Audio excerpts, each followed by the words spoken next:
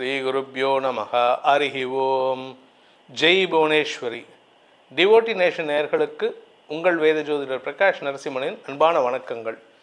செவ்வாய் பெயர்ச்சி பலன்களை பற்றி இப்போ பார்க்க போகிறோம். அது என்ன சார் செவ்வாய் பெயர்ச்சி? எதுக்காக நீங்கள் 2 மாதத்துக்கு ஒரு தடவை இல்லை 3 மாதத்துக்கு ஒரு தடவை இந்த செவ்வாய் பெயர்ச்சியை போடுறீங்க அப்படின்னு கேட்டேன்னா, இந்த செவ்வாய் ஒழுங்காக இருந்தார்னா மட்டும்தான் உங்களுக்கு ஆரோக்கியத்தில் பதவியிலாம் நல்ல முன்னேற்றம் ஏற்படுறதுக்கு உண்டான சூழ்நிலை இருக்கும். செவ்வாய்க்கு முன்னாடி அதுக்கு முன்னாடி டாப்பில் இருக்கிறது வந்து சுக்கிர பயிற்சி. இந்த சுக்கிர பயிற்சியும் செவ்வாய் பயிற்சியும் உங்களுக்கு சாதகமாக இருந்துடுத்துன்னா, ஈவன் குரு நெகட்டிவாக இருந்தாலும் சரி, சனி நெகட்டிவாக இருந்தாலும் சரி, ஓரளவுக்கு சமாளிக்கலாம். எதிரிகளை வெல்வதற்கு இந்த செவ்வாய் சாதகமாக இருக்க வேண்டும். அப்படி இல்லை, அந்த மாதிரி இல்லை அப்படின்னு சொன்னால் உங்களுக்கு தடுமாற்றங்கள் ஏற்படும், காரிய வெற்றிகள் கிடைப்பதில் தாமதம் ஏற்படும், வழக்கு சார்ந்த விஷயங்களில் ஒரு பயத்தை கொடுக்கக்கூடிய வகையில் இருப்பார். ஆரோக்கிய விஷயத்திலும் இது சங்கடத்தை ஏற்படுத்தும். இந்த செவ்வாய்க்கு மற்றொரு பெயர் வந்து சகோதரகாரகன். செவ்வாய்க்கு அங்காரகன்னு பேர். ஆனால் அவருடைய ரெஃபரன்ஸ் பாயிண்ட் அப்படின்னு கேட்டேன்னா அவருக்கு வந்து சகோதரகாரகன்னு பேர். பூமிகாரகன்னும் இதுக்கு சொல்லுவாங்க செவ்வாயை. இதில் வந்து பௌமன்னு பேர் அவருக்கு. அது என்ன பௌமன் அப்படின்னு கேட்டால், நம்ம பூமியுடைய புத்திரனான செவ்வாய்க்கு பெயர் பௌமன்னு பேர். இந்த பௌமன் வந்து நல்லா இருந்துட்டாருன்னா சொத்து சேர்க்கை ஏற்படுறதுக்கு வாய்ப்புகள்லாம் இருக்கும். உங்கள் ஜாதகத்தில் செவ்வாய் நல்ல இடத்துல இருக்கணும்.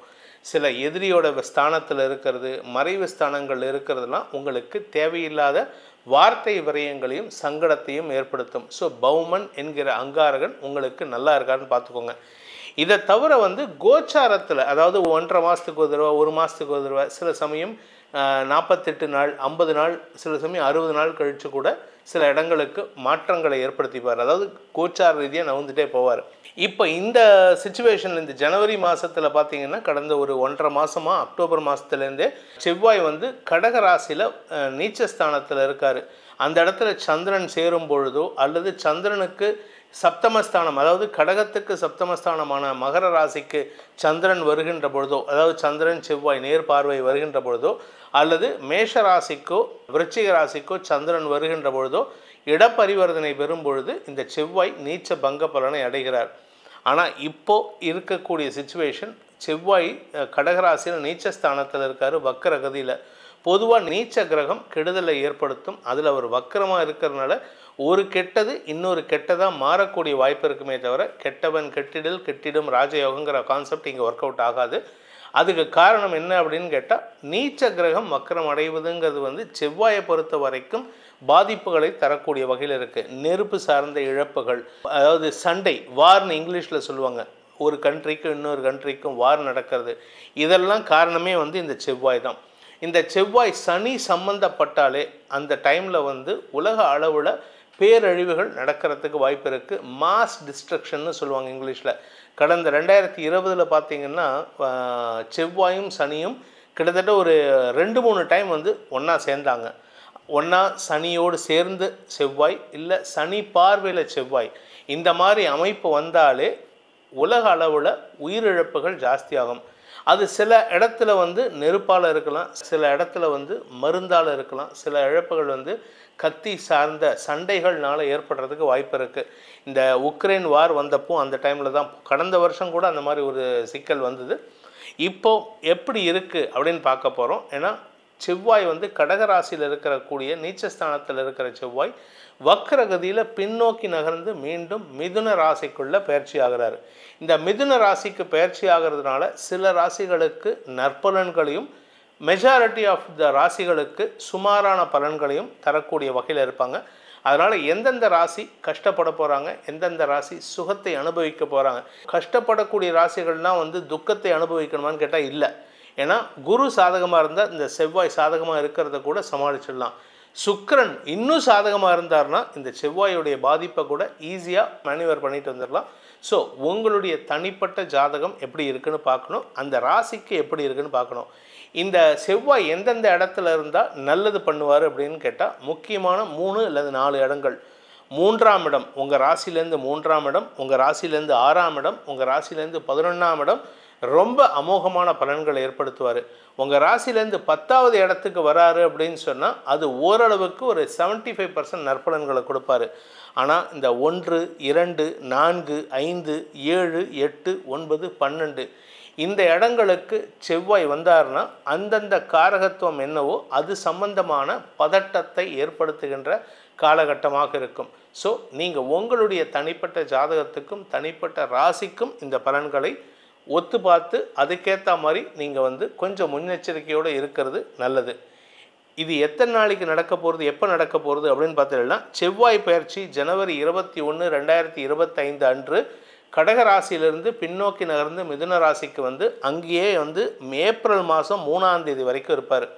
செவ்வாய் மிதுன ராசியில் ஜனவரி 21, 2025 முதல் ஏப்ரல் 3, 2025 வரை மிதுன ராசியிலே இருக்க போகிறாரு. அதனால் மேஷ ராசி நண்பர்கள், மகர ராசி நண்பர்களுக்கெல்லாம் அமோகமான பலன்கள் தரக்கூடிய வகையில் இருக்குது. இதை பேஸ் பண்ணி தான் நம்மளுடைய நியூ இயர் ராசி பலன்களும் மற்ற பயிற்சி பலன்களையும் நம்ம சொல்லியிருப்போம். வாருங்கள், உங்கள் ராசிக்குண்டான பலாபலன்களை ஆராய்வோம். தனுசு ராசி. அன்பிற்குரிய தனுசு ராசி நண்பர்களை பொறுத்த வரைக்கும் சப்தமஸ்தானத்துக்கு செவ்வாய் பயிற்சி ஆகிறாரு. கடந்த காலத்தில் ஒரு 10 வருஷத்துக்கு முன்னாடி, 20 வருஷத்துக்கு முன்னாடி, 40 வருஷத்துக்கு முன்னாடி எவங்ககிட்டையாவது சண்டை போட்டுப்பீங்க. அது சம்பந்தமான கோர்ட்டு வழக்கெல்லாம் கேஸ் எல்லாம் வரத்துக்கு வாய்ப்பு இருக்குது. ஸோ வழக்கு சார்ந்த விஷயங்களில் உங்களுக்கு தடுமாற்றம், அலைச்சல், ஆரோக்கிய குறைபாடு, உங்களுடைய வேலையில் தடுமாற்றத்தை ஏற்படுத்தும். நீங்கள் அரசியல் துறை சார்ந்தவராக இருந்தால் உங்கள் கூட இருக்கிறவங்கள தயவு செஞ்சு நம்பாதீங்க.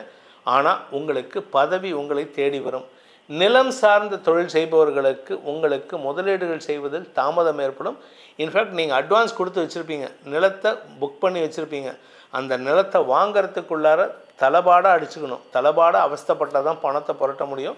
அப்படி இல்லை அப்படின்னா செலவுகள் ஜாஸ்தி ஆகிறதுக்கு வாய்ப்பு இருக்குது. கடல் கடந்த தொடர்புகள் உங்களுக்கு ஓரளவுக்கு அனுகூலத்தை ஏற்படுத்தினாலும் அவர்களுடனும் உங்களுக்கு அன்வான்ட் ஆர்குமெண்ட்ஸ் வரத்துக்குண்டான சூழ்நிலை இருக்குது. இந்த காலகட்டமான ஜனவரி 21 ஏப்ரல் 3ஆம் தேதி வரைக்கும் செவ்வாய் விரையாதிபதி 5ஆம் வீட்டு அதிபதியான செவ்வாய் 7ஆம் இடத்தில் இருக்கிறதுனால உங்களுடைய உடன்பிறப்புகள் மற்றும் உங்களுடைய குழந்தைகள் உங்களுக்கு சப்போர்ட்டிவாக இருப்பாங்க. ஆனால் அவங்கள்கிட்டையும் நீங்கள் கோபத்தில் பேசுகிறதுக்கோ அவங்ககிட்டையும் உங்களுடைய மனஸ்தாபத்தை ஏற்படுத்திக்கிறதுக்கோ வாய்ப்பு இருக்குது. ஸோ இந்த காலகட்டங்கிறது ஜனவரியிலேருந்து ஏப்ரல் வரைக்குங்கிறது உங்களுக்கு ஒரு நெருப்பு மேலே நடக்கிற மாதிரி இருக்குது. இந்த நெருப்பு மேலே நடக்கிறதுனால உங்களுக்கு யாருக்கிட்ட பகைமை உணர்வு வரும், யாருக்கிட்ட நம்ம சண்டை போடுவோம் அப்படிங்கிறதே தெரியாது. எல்லாருக்கிட்டையும் சண்டை போடுவீங்க, எல்லாருக்கிட்டையுமே பகைமை உணர்வை ஏற்படுத்திப்பீங்க. நீங்கள் நல்லவன் நினச்சி பேசுவீங்க, ஆனால் அவனுடைய குதர்க்க புத்தி நீங்கள் பேசுகிற விஷயத்தை காசிப்பை வெளியில் சொல்லுவான். இதை நம்ம சொல்லக்கூடாதுன்னு சொல்லியிருக்கமே, இவன் சொல்லிட்டான்னு அவன் பேரில் வருத்தப்படுவீங்க. இதில் பத்தாவதுக்கு யாரை பற்றி பேசுனீங்களோ அவனும் உங்கள்கிட்ட சண்டைக்கு வருவான். ஸோ மொத்தத்தில் நண்பர்கிட்டையும் எதிரித்தன்மை, எதிரிகளிடமும் எதிரித்தன்மை ஏற்படும். உறவுகளுக்குள் பகைமை உணர்வு ஏற்படுறதுக்கு வாய்ப்பு இருக்குது. குறிப்பாக நீங்கள் பண்ணக்கூடாத ஒரு விஷயம்னா இந்த 2.5 மாதங்களில் நீங்கள் யாரை பற்றியும் தவறான அபிப்பிராயத்தை வெளியிடுவதை தவிர்ப்பது நல்லது. எனக்கு எல்லா விஷயமும் மனசுக்குள்ளே இருக்குது, நான் சொல்ல முடியலையே அப்படின்ட்டு ஒரு பதட்டம் ஏற்படும். அந்த பதட்டத்தை நீங்கள் முடிஞ்ச அளவுக்கு குறைக்க முடியாது, அதை அனுபவிச்சுட்டு போயிடுறது நல்லது. உங்களுக்கு ஏற்கனவே இடுப்பு பகுதியில் யூரினரி இன்ஃபெக்ஷன் இருக்குது, அதே மாதிரி பைல்ஸ் பிரச்சனை இருக்குது, இல்லை உடம்பில் உஷ்ணம் அதிகரிக்குன்னா இப்போ அந்த அதிகரிப்பு சங்கடத்தை தரக்கூடிய வகையில் இருக்குது. அதனால் உடம்பில் உடல் உஷ்ணம் அதிகரிக்காமல் பார்த்து கொள்வது நல்லது. இந்த மாதங்களை பொறுத்த வரைக்கும் ஜனவரி 21 ஏப்ரல் 3ஆம் தேதி வரைக்கும் செவ்வாய் பயிற்சியானது உங்களுக்கு செலவுகளை கொடுக்கும், ஆரோக்கிய செலவுகளை கொடுப்பார். ஆரோக்கியத்தில் மட்டும் இல்லை, நண்பர்கள் சார்ந்த செலவுகள் ஏற்படுறதுக்கு உண்டான வாய்ப்புகள்லாம் இருக்குது. ஸோ மொத்தத்தில் உங்களுக்கு இந்த செவ்வாய் பயிற்சியானது தனுசு ராசி நண்பர்களுக்கு செலவை கொடுக்கக்கூடிய நாட்களாக இந்த மாதங்கள் இருக்குது. ஸோ எங்களுக்கு எந்த பரிகாரம் பண்ணால் எங்களுடைய செலவுகளை குறைக்க முடியும் அப்படின்ட்டு பார்த்தீங்கன்னா, நீங்கள் பண்ண வேண்டியது செவ்வாய் இருக்கிறது என்னமோ பெருமாளுடைய வீட்டில், பெருமாளுடைய ராசியில், அதாவது மிதுன ராசியில் இருப்பார். அதனால் நீங்கள் என்ன பண்ணணும், இந்த தனுசு ராசிக்காரங்க முடிஞ்ச அளவுக்கு திருப்பதி பெருமாளை வணங்கி வாருங்கள். ஏன்னா திருப்பதி பெருமாள் பெருமாளுக்கும் உகந்தது, முருகனுக்கும் உகந்தது. அங்கே 2 தெய்வங்களுடைய சக்தியும் இருக்குன்னு காஞ்சி மகாமுனியே சொல்லியிருக்காரு. அதனால் அதுக்கு மேலே அப்பீல் வார்த்தை கிடையாது. அதனால் திருப்பதி பெருமாளை வணங்கி வாருங்கள், திருச்சானூர் தாயாரையும் வணங்குங்கள். பணக்குழப்பத்திலிருந்து விடுதலை, நட்பு வட்டத்திலிருந்து தவறான பேச்சுவார்த்தையிலிருந்து விடுதலை, உங்களை பற்றி தவறாக பேசுபவர்கள், அடுத்தவர்களை தவறாக பேசும் நீங்கள் எல்லோருமே உங்கள் வார்த்தையை கண்ட்ரோல் பண்ணுறதுக்கு பெருமாளை வணங்கி வாருங்கள். பெருமாளுக்குண்டான மந்திரங்களை விஷ்ணு சகஸ்ரநாம மந்திரத்தை சொல்லி வாருங்கள். நன்மைகள் அதிகரித்து அவச்சொல் விலகும் மாதங்களாக இருக்கும். உங்களுடைய தனிப்பட்ட ஜாதகத்துக்கு பலன்கள் அறிய விரும்புபவர்கள் கீழே கொடுக்கப்பட்டுள்ள தொலைபேசி எண்களில் தொடர்பு கொண்டு நேரிலோ அல்லது வாட்ஸ்அப் மூலமாகவோ அறிந்து கொள்ளலாம். அதற்கு தனிப்பட்ட கட்டணங்கள் உண்டு. உங்கள் அனைவருக்கும் அனைத்து விதமான யோகங்களும் இந்த 2025 ஏற்பட வேண்டும் எனும் அடியேனின் பிரார்த்தனையை சமர்ப்பித்து உங்கள் அனைவருக்கும் நல்வாழ்த்துக்களை தெரிவித்துக் கொண்டு உங்களிடமிருந்து விடைபெறுவது உங்கள் வேத ஜோதிடர் பிரகாஷ் நரசிம்மனின் அன்பான வணக்கங்களுடன்.